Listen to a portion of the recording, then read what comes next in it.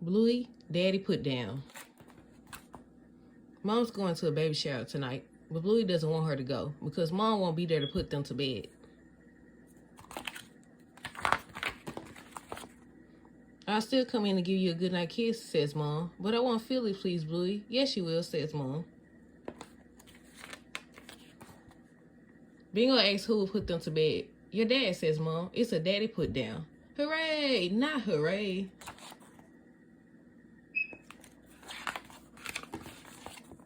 As soon as Mom leaves, Bluey misses her. How about we play a game to take your mind off of it, suggests Dad. Let's play Follow the Leader, yells Bingo. Yeah! Bluey, Bingo, and Dad head inside to play the game. Right, I am your magnificent leader, and you have to follow me. You kids got that? Growls Dad in his most leader-like voice. Yes, leader, chorus Bluey and Bingo.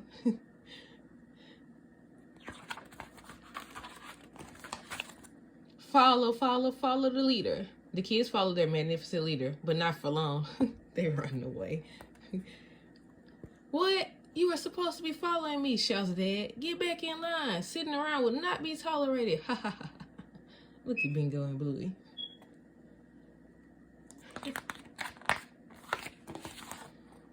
The game starts again, but the magnificent leader loses his followers. He can't find them in the living room or in the kitchen, or in the bathroom. Girl, where's that giggling coming from?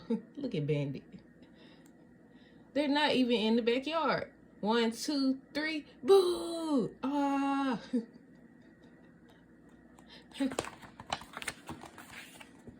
Follow the leader is fun, but Bluey still misses Mom. She needs another game to distract her. Bingo suggests come here and go away. Dad starts pushing Bluey and Bingo on the swing. Come here, says Dad. Okay, so. The girls giggle as they swing away from him. Hey, come here.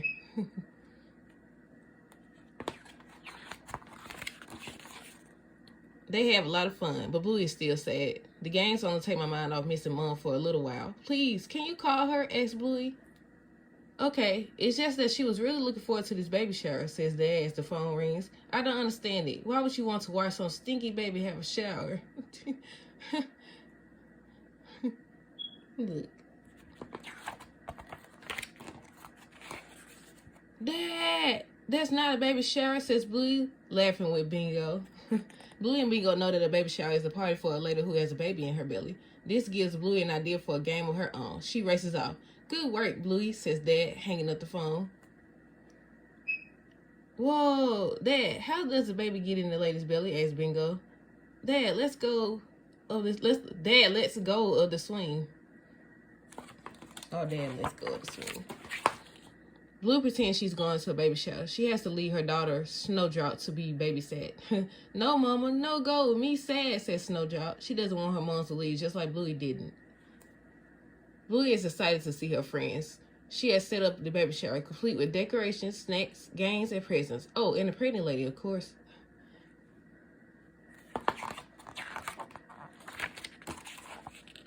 Bluey is having a great time at the baby shower. I bet Mom is having a good time too, says Bluey, opening the present. Oh, another onesie? That's a pretty onesie. Bluey likes guessing if the baby is going to be a boy or a girl, dancing with her friends and eating cake. But her favorite game is trying to stick the dummy on the baby. There! Ha ha ha ha. In the kitchen, Bingo and Dad are cooking dinner together, peeling the prawns, stirring the rice, and making a mess. But Daddy put downs are a lot of fun too. Hee hee hee hee.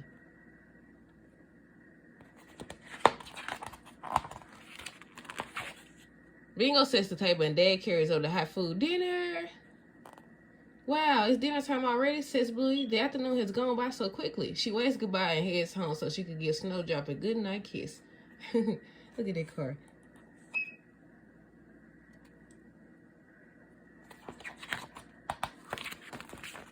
Bandit, Bingo, Bluey.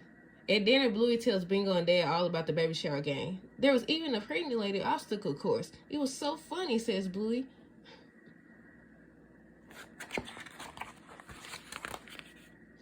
The moon has risen and the Healer house is dark, except for the light left in the front room for Mom. Mom creeps in quietly and shuts the door behind her. She had a great time at the baby shower, but she can't wait to see how the daddy put down his gun.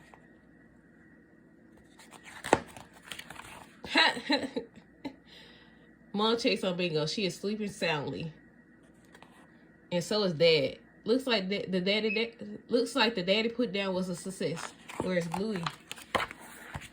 Mom leans over and kisses Bluey goodnight. And even though Bluey is asleep, she can still feel it. The end. Bluey Queens. Bluey wants to play with Mom, but Mom is busy cleaning lorikeet poo off the deck. Ew, says Bluey. Wouldn't you rather play? That looks like hard work. Your mom's not afraid of a bit of hard work. Bingo comes in and asks Bluey to play Queens. Yeah, Queens. First, Bingo is the queen and Bluey is the butler. Toot, everyone, the queen is coming. The royal poo scrubber stops her work to take a look. Oh, it's the queen, your majesty, over here. Oh, hello, replies the queen kindly. Oh, I love you, your majesty. Carry on, says the queen. Butler, Queen Bingo says, the royal bottom is itchy. I demand you scratch it. Oh, yes, that's the spot. Very good. Bluey giggles. Being the royal butler is fun. As Queen Bingo sits on the royal throne, the butler takes the queen's cape and creates a royal carpet. Excuse me, you may not stand on the royal rainbow thing, says the queen. Oh, I'm terribly sorry, your majesty, cheeky butler. She grabs some blocks to stand on instead. Is this okay, your majesty? Yes. The queen sings a song. I am so beautiful, I am so lovely, ooh, and sparkly. Now, sing it back to me, the queen tells the butler. The butler tries her best, but the queen wants it louder. I am so beautiful, louder. I am so lovely, louder, and sparkly. Very good. Oh, our queen is so lovely and sparkly, calls the royal poo scrubber. Look at that. Look at those. Queen Bingo claps. Bring me my royal carriage. The queen carries out her royal duties. Morning tea with another queen, riding in the royal carriage, meeting soldiers, playing horsey hockey. Hey, Bingo, says Bluey. Can I have a turn at being queen? Okay, Bingo replies. Toot, here comes the queen. The royal poo scrubber is still hard at it, but she is excited to see the new queen. We love you, your majesty. The queen takes her place on the royal throne, and the butler stands on the butler blocks. How can I serve you, your majesty? Queen Bluey hops off the throne. Actually, you could be queen again, Bingo, she says. I like being the butler better, but Bingo likes being the butler too, especially walking on the butler blocks. Bluey has an idea. Maybe we both can be butlers. This isn't working. Yeah, butlers need someone to boss them around. Who is going to be the queen? Bingo and Bluey hear Dad complaining about Lucky's dad palm leaves in the backyard. I swear, if Lucky's dad palm tree drops one more branch in my yard. Yes, yes. This new queen is very good at bossing everyone around. Butler, the queen's ginger beer is empty. The royal poo scrubber could use a ginger beer. Back to work, peasant. I mean, carry on. He changed his tone. Dad is enjoying being the queen, but then a palm leaf drops from Lucky's dad's yard. Another one for your collection, bandit. Dad races out toward the fence. No more, batatas, y'all. Bluey and Bingo are left without a queen again. Can you be the queen, Bluey? Says Bingo. I really want to turn being butler. Well, it's just, I don't like being the queen, but I was queen for you for ages. Okay, Bluey says sadly and walks to the royal throne. Go and get the queen a pillow. Queen Bluey isn't having fun. She doesn't want to just sit on her throne and give orders. The royal poo scrubber comes to visit. She asks if she can have the queen's ginger beer. Yes. Oh, bless you, your majesty. It must be nice being the queen. It's not, the queen says. I'd rather be the butler. I guess you do have a lot of royal subjects to take care of, and you're always having to do things you don't want to. That must be hard work. Yes, replies Queen Bluey. It's a big job. Don't you ever feel like running out to play? Mom asks gently. Bluey thinks, then makes an announcement. A queen does not just run out to play. Oh no, says the royal poo scrubber. Your majesty, I didn't mean... The queen is not afraid of a bit of hard work. Queen Bluey claps. Butler, bring me that ginger beer. And one has a new song.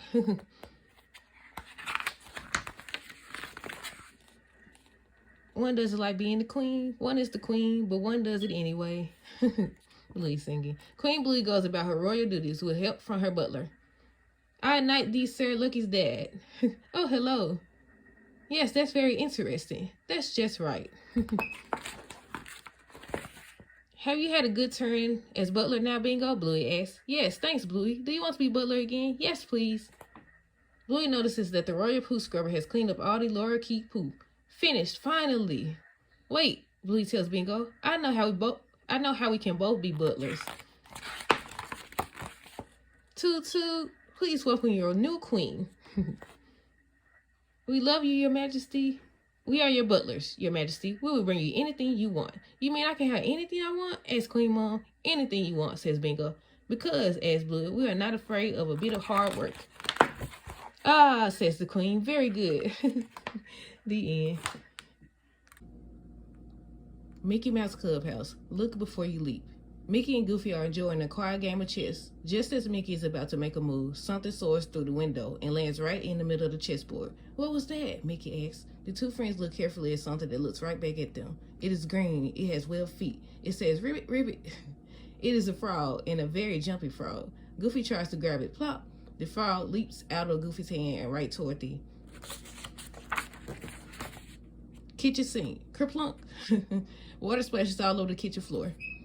You really should look before you leap, Mickey says to the frog. What are we going to do about this big puddle? Goofy asks. Oh, Toodles, Mickey calls. We need some master tools right now. Toodles brings 3 tools, a mop, a hot air balloon, and a rowboat. Which one does Mickey need to clean up the kitchen? The mop is the right tool for this job, says Mickey. Thanks, Toodles. He and Goofy mop up the water from the floor. Gosh, says Goofy. All this hard work is making me hungry. He decides to make lunch, a super duper stacker sandwich with everything on it. Yummers. Goofy is just about to take a big bite when the frog takes a giant leap and...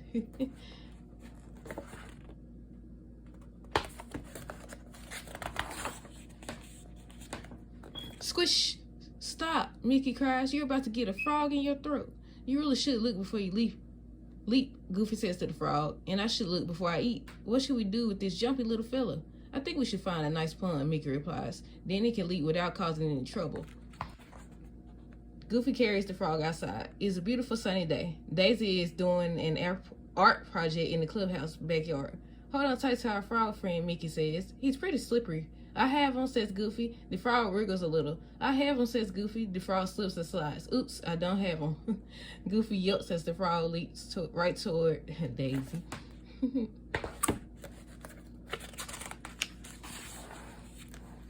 Daisy's painting. Splat! The frog lands on her paint palette, sending different colors of paint flying in all directions. You should look before you leap, Daisy says to the frog. Now my painting and my clothes are a mess. But the frog keeps jumping, leaving a trail of yellow webbed footprints. Hey, little friend, Mickey says to the frog. Slow down. But it's too late. The frog leaps out from behind Daisy's painting and heads straight toward Mickey's bicycle. Boing! The frog zooms down the road, holding tightly to the handlebars. He is headed straight for a cliff. Oh no, Goofy shouts. Oh, Toodles, yells Mickey. We need you. The Toodles brings 3 new tools, a lasso, a shovel, and a flashlight. Which one does Mickey need to rescue the frog? Which one do y'all think? The lasso is the right tool for this job, says Mickey. Thanks, Toodles. Mickey and Goofy carefully pull the bicycle back from the edge of the cliff. The frog lands on the soft grass, looks up at them, and lets out a ribbit. We need to find somewhere safe for this little guy, Goofy says. He keeps leaping toward trouble. Before they can get their hands on him, the frog hops away down the road with Mickey and Goofy following fast behind him.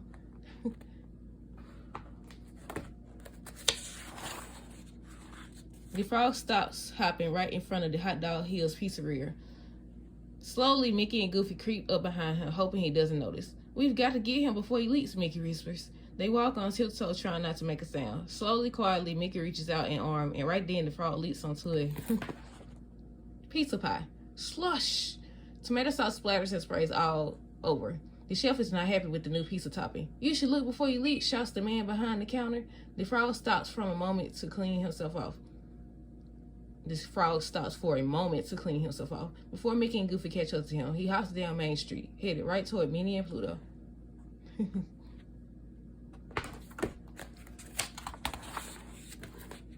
Mickey and Goofy are tired and nearly out of breath from this wild, wacky frog chase. Maybe Minnie and Pluto can help us catch our frog friend, says Mickey, and take him to a nice pond, Goofy adds. But the frog has other ideas. He takes a great big leap and lands right inside Minnie's goldfish bowl. Splash.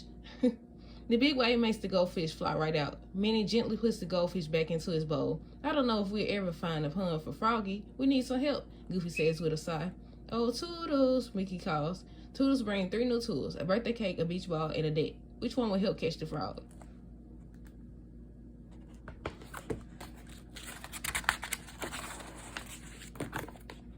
The net's the right tool for this job, says Mickey. Thanks, Toodles. With a swing and a swish, Mickey scoops the frog up into the net. He is safe but not happy. He seems sad, Goofy says. I think you're right, Goofy, Mickey agrees. Then he looks ahead and sees something that makes him and the frog smile. I think we found just the right place for you, Froggy, Mickey says. Mickey walks quickly down the street, careful not to disturb the frog too much. A few moments later, he gently lifts the frog out of the net, ready to show him his new home. I think you'll like this spot, Mickey tells him. It has plenty of cold water for swimming and a great view of Main Street. Ready to see your new, but the frog is impatient. He slips out of Mickey's hand and leaps straight for the fountain. He lands with a splash right next to another frog. Ribbit, ribbit, he says. Ribbit, ribbit, she replies. We did it, says Goofy. We finally found somewhere that he likes enough to stick around instead of leaping away. It may not be a pun, says Mickey, but it's a great place for him to splash and leap. And look, Minnie asks, your new friend found a new friend of his own. They watch the frog swim happily around the fountain. Suddenly, a goldfish jumps out of the water. Minnie's goldfish is excited to see another fish. Minnie looks at the small goldfish bowl compared to the big fountain and the animals that live there. It seemed like the perfect spot for her goldfish, too. She decides to let this goldfish go, but promises to visit.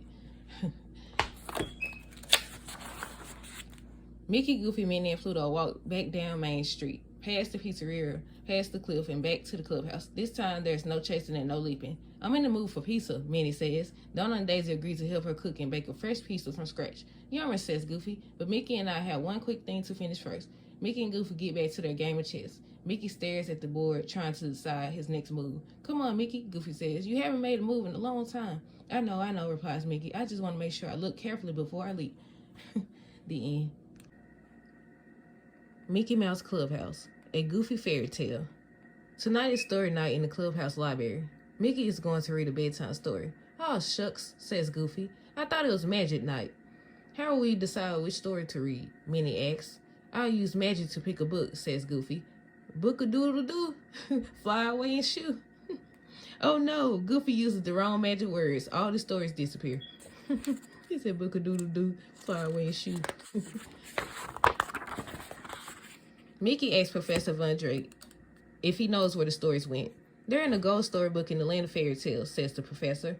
Outside, the professor opens a magic door to the land of fairy tales. The gold storybook is in the castle of the beast, he says. It has 3 shapes on its covers, a heart, a diamond, and a rose. Oops, Goofy slips and falls through the magic door. A wall of glass slams shut. Oh boy, says the professor. My remote control went kaput. Goofy's stuck. Oh dear, Daisy says. Goofy can't get the gold storybook by himself. He'll just goof up, asks Donald. I'm sure you can do it, pal, Mickey tells Goofy. Good luck.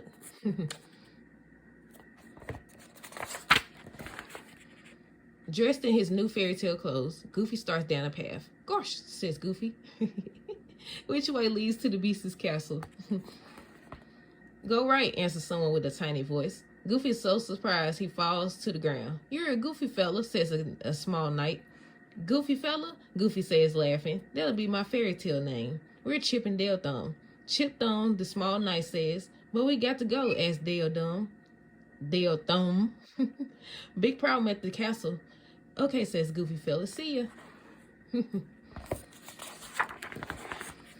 Soon Goofy fella comes upon Pied Piper Donald and Pluto the merry dog. They're trying to lead ducklings to a pond. They won't follow me, says Pied Piper Donald. Goofy fella tries to teach Pied Piper Donald a new song, but he drops the flute and it breaks. Sorry, he says. Oh, Toodles. Toodles' cousin Goofles comes to help with 4 mascotures, suction cups, sticky tape, an oar, and a mystery mascoture. Goofy fella chooses the tape to fix the flute. It works. When Pied Piper Donald plays the new song, the ducklings line up and follow him. Thanks, he says. Look at the ducklings, y'all. Donald, Pluto, Goofy.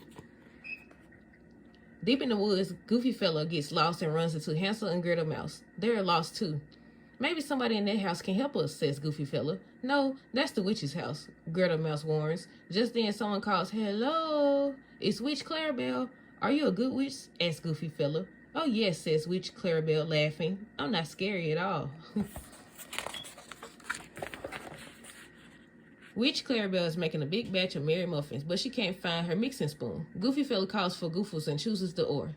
It's marvelous, says Witch Clarabelle. Goofy Fella accidentally knocks a basket of berries right into the batter. Gosh, he says, I'm such a goof.